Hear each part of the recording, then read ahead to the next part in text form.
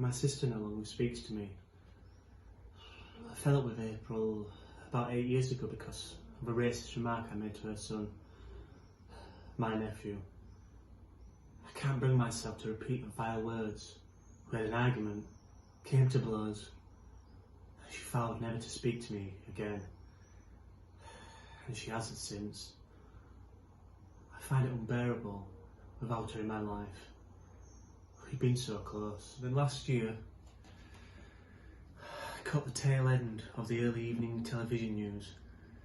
I'd just come back from a trip to Italy and heard, let me see, something about 2 men working in cockfosters, outdoors. A terrible thunderstorm, both sheltered inside a little hut, making use of a dodgy old gas heater. Pretty soon they fell asleep, were overcome by fumes. The newscaster said one of the victims was Travis Birkwood, my sister's husband. Oh, poor April, widowed in the prime of her life. And of course my nephew, fatherless. Poor little Aaron. I wanted so badly to pick up the phone and break the silence, but I couldn't face a rejection. April's voice screeching down the phone at me. I couldn't contact her mother because she sent me to Coventry over what I'd said to her grandson. So a few days later, I phoned our mutual friend, Jasmine, in Jersey. She told me where and when the funeral was to be. I could just turn up, I thought. April might forgive and forget, bury the hatchet. She needed me now. I could support her. I went along with my wife, Jay. When we sat at the back of the church, I spotted April with Aaron, now a teenager, sitting up at the front. There weren't more than 20 people there, which caused me to sob throughout. Afterwards, Jay and I gate-crashed the gathering at a nearby pub. I noticed April being commiserated by a tall, thin black woman I recognised as Travis's sister, Lindsay. I approached them. Lindsay vanished into the ladies as if I was a leper. Automatically, I wrapped my arms around April. Her petite body felt stiff through the stylish black suit she was wearing.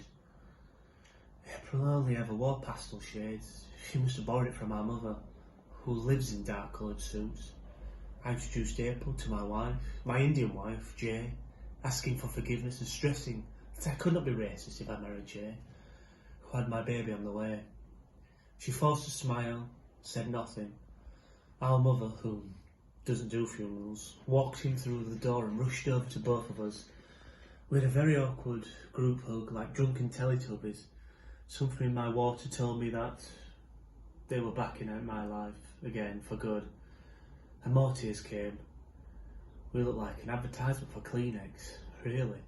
I visit April every fortnight.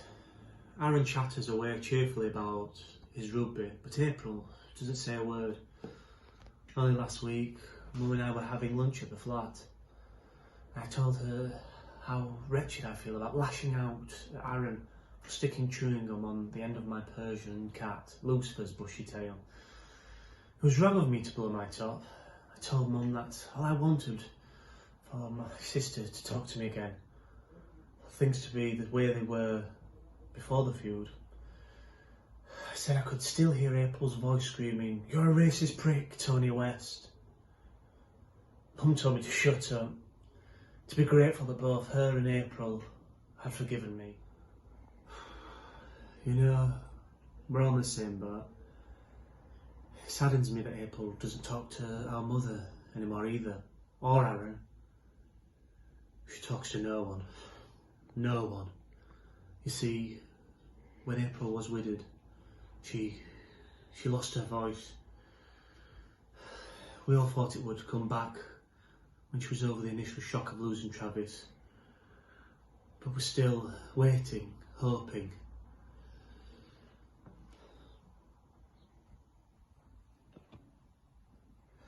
Our next door neighbour, Irish woman, suggests we're taking April off to Lourdes to be cured.